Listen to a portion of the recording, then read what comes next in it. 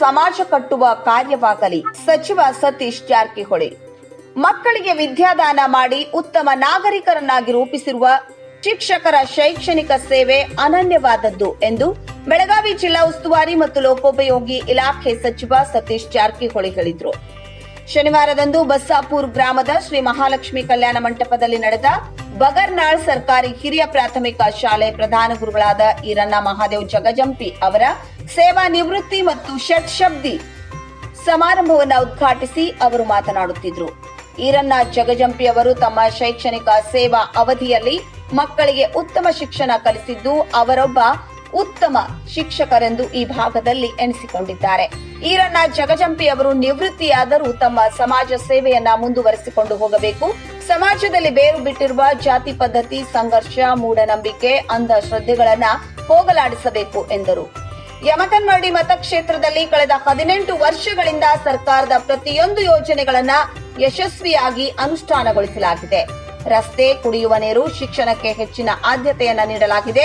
ಯಮಕನ್ಮರಡಿ ಮತಕ್ಷೇತ್ರದಲ್ಲಿ ಒಟ್ಟು 50 ಶಾಲಾ ಕೊಠಡಿಗಳನ್ನ ನಿರ್ಮಿಸಲಾಗಿದ್ದು ಇನ್ನೂ 48 ಶಾಲಾ ಕೊಠಡಿಗಳನ್ನ ನಿರ್ಮಿಸುವ ಯೋಜನೆ ಹೊಂದಿದ್ದು ಇದರಿಂದ ಕ್ಷೇತ್ರದಲ್ಲಿ 100% ಶಾಲಾ ಕೊಠಡಿಗಳನ್ನು ನಿರ್ಮಿಸುವ ಹೆಗ್ಗಳಿಕೆ ಇದೆ ಎಂದು ಸಚಿವ ಸತೀಶ್ ಜಾರಕಿಹೊಳಿ ಹೇಳಿದರು.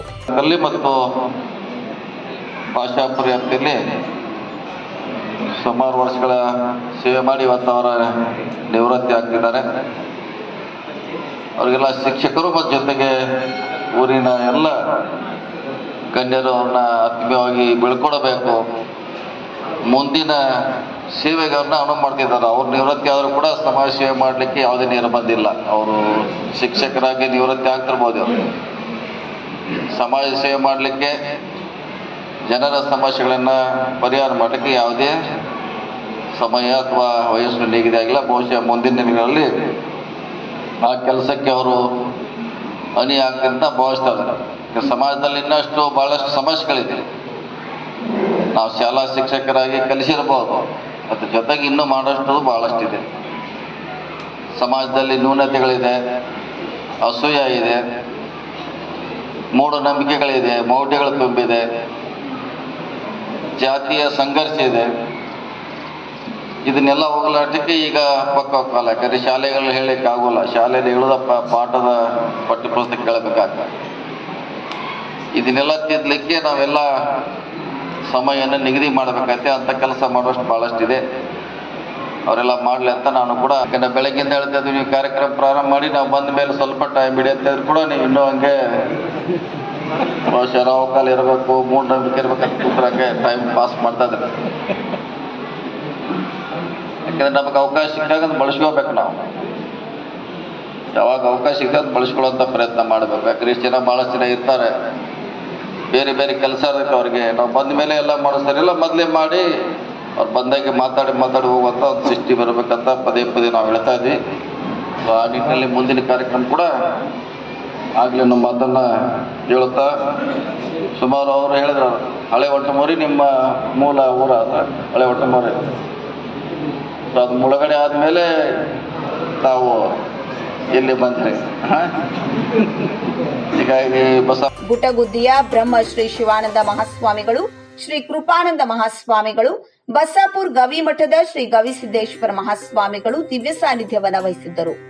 ಶಿಕ್ಷಕ ಸಾಹಿತಿ RS ಪಂಗಣ್ಣವರ್ ಮಾತನಾಡಿ, ಈರಣ್ಣ ಜಗಜಂಪಿ ಅವರು ಮಕ್ಕಳಿಗೆ ಶಿಕ್ಷಣ ಕಲಿಸುವುದರ ಜೊತೆಗೆ ಸಮಾಜಮುಖಿಯಾಗಿ ತಮ್ಮ ಸೇವೆಯನ್ನು ಸಮಾಜಕ್ಕೆ ನೀಡಿದ್ದಾರೆ. ಉತ್ತಮ ಯೋಜನೆಗಳನ್ನು ಹಾಕಿಕೊಂಡು ಮುಂಬರುವ ದಿನಗಳಲ್ಲಿ ಅವರೊಬ್ಬರು ಪ್ರಬುದ್ಧತೆ ಉಳ್ಳ ರಾಜಕಾರಣಿಯಾಗುವ ಲಕ್ಷಣಗಳಿವೆ.